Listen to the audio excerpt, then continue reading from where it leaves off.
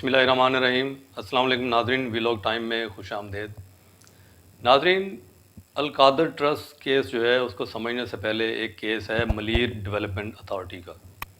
اس کو سمجھنا بہت ضروری ہے کیونکہ کئی ہمارے نادان دوست ہیں، وہ اس کو جب ڈیفینڈ کرتے ہیں اس ٹاپک کو تو بڑے بھونڈے طریقے سے وہ اس کو ڈیفینڈ کرنے کی کوشش کرتے ہیں۔ ان کے پاس انفارمیشن نہیں ہوتی، وہ سمجھتے ہیں کہ شاید یہ جو جس اکاؤنٹ میں پیسہ گیا ہے یہ اکاؤنٹ شاید جو ہے یہ اسٹیٹ بینک کا اکاؤنٹ ہے جس کے اندر وہ رقم جو این سی اے نے بھیجی تھی وہ جمع کرائی گئی ہے۔ 2013 میں کراچی کی جو آبادی ہے وہ بڑھتی ہوئی آبادی کے پیش نظر ایک نیا شہر آباد کرنے کے لیے ضلع ملیر سے منسلک ایک آبادی کا انتخاب کیا گیا جو غالباً سپر ہائی وے کے قریب واقع ہے۔ تو اس کا رقبہ 17,500 ایکڑ تھا اس وقت، اور یہاں پہ ایک نیا شہر آباد کیا جانا تھا۔ ملیر ڈیولپمنٹ اتھارٹی کا قیام اس سلسلے میں ہوا اور اس کے بیس کے اوپر یہ جو ہاؤسنگ اسکیم تھی اس کا اجرا ہوا، اور 15,000 فی کس کے حساب سے اس کے فارم جو تھے وہ لوگوں کو سیل آؤٹ کیے گئے اور جن کو قراندازی میں شامل کیا جانا تھا۔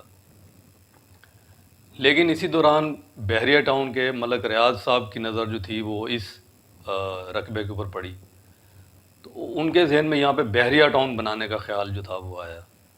تو اب یہ زمین جو تھی کیونکہ یہ ملیر ڈیولپمنٹ اتھارٹی کے پاس تھی اور انہوں نے یہاں پہ ایک اسکیم جو تھی وہ نیا شہر آباد کرنے کے لیے غالباً ملیر سٹی کے نام سے شاید یہ اسکیم تھی، اس کا اجرا کر دیا ہوا تھا۔ ملک ریاض نے یہ زمین حاصل کی اس زمین کے بدلے میں جو بلوچستان اور ٹھٹھا کے ویران علاقوں میں ملک ریاض کی پڑی ہوئی تھی، یعنی کہ تبادلہ اس نے کیا۔ اس جگہ کا تبادلہ اس نے، جو بڑی ویلیویبل جگہ تھی ملیر سٹی کے نام سے جو نیا شہر آباد کیا جا رہا تھا، اس کا تبادلہ اس نے ایسے زمین کے ساتھ کیا جو کہ ویران علاقوں میں تھی اور اس کی ویلیو اتنی زیادہ نہیں تھی۔ تو وہ زمین اس نے اس طرح سے حاصل کی ملیر ڈیولپمنٹ سٹی والی، جہاں پہ اس نے بحریہ ٹاؤن بنایا جو کہ بعد میں تقریباً 30,000 ایکڑ کے قریب جو تھا وہ اس کی آبادی پہنچ گئی، اور اب آبادی وہاں پہ کافی ہو چکی ہے، بہت زیادہ ہو چکی ہے۔ تو یہ کیس ہے 2013 کا، جب یہ ساری زمینیں جو تھی یہ حاصل کی گئیں ملک ریاض کی طرف سے۔ تو 2018 میں یہ کیس جو تھا یہ پیش کیا گیا سپریم کورٹ کے سامنے۔ اس وقت کے چیف جسٹس صاحب تھے ثاقب نثار صاحب، ان کے سامنے یہ کیس پیش کیا گیا۔ انہوں نے جب کیس جو تھا وہ اسٹڈی کیا تو انہوں نے کہا کہ سونے کے بدلے میں جو ہے آپ نے جو ہے وہ چاندی لے لی ہے، یعنی کہ چاندی کے بدلے میں سونے کا جو ہے وہ سودا کیا گیا ہے، کہ جو ملیر سٹی کی جو زمین تھی وہ تو بڑی ویلیویبل تھی، جبکہ اس کے بدلے میں جو زمینیں لی گئیں وہ بلوچستان کے یا ٹھٹھا کے ویران علاقوں کی، تو یہ سونے اور چاندی کا فرق جو تھا اس میں تھا ویلیو کے حساب سے۔ تو سپریم کورٹ نے پھر اس کیس کو جو تھا وہ سنا، اس کی ہیئرنگ ہوئی اور اس کا فیصلہ جو ہوا آخر میں، تو ملک ریاض کو جو تھا وہ انہوں نے بلایا، اور تو ملک ریاض نے کہا جی میں تصفیہ کرنے کے لیے تیار ہوں۔ تو اس وقت 460 ارب روپے جو تھے، وہ جو فرق نکلتا تھا زمینوں کی ویلیو کا 460 ارب روپے، وہ ملک ریاض کی طرف جو تھے وہ انہوں نے ایک طرح سے ملک ریاض کو کہا کہ آپ نے یہ 460 ارب روپے جو ہیں وہ جمع کرانے ہیں۔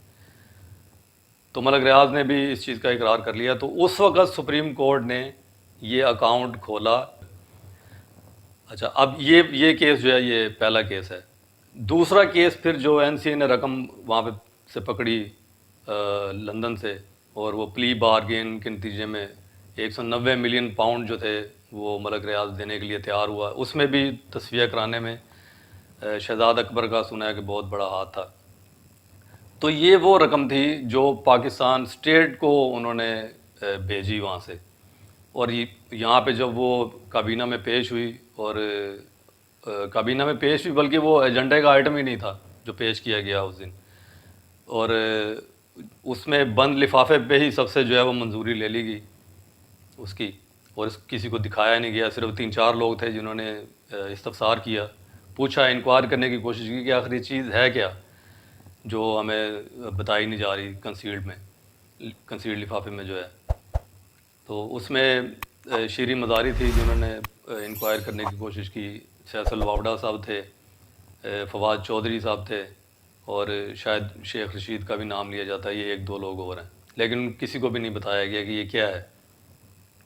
اب یہ رقم جو تھی 190 ملین پاؤنڈ، یا آپ 60 ارب روپے آپ کہہ لیں آج کے حساب سے، یہ رقم بھی اسی اکاؤنٹ میں جمع کی گئی. یعنی کہ یہ اس کے قرض کے مد میں جو تھا وہ ادا کر دی گئی.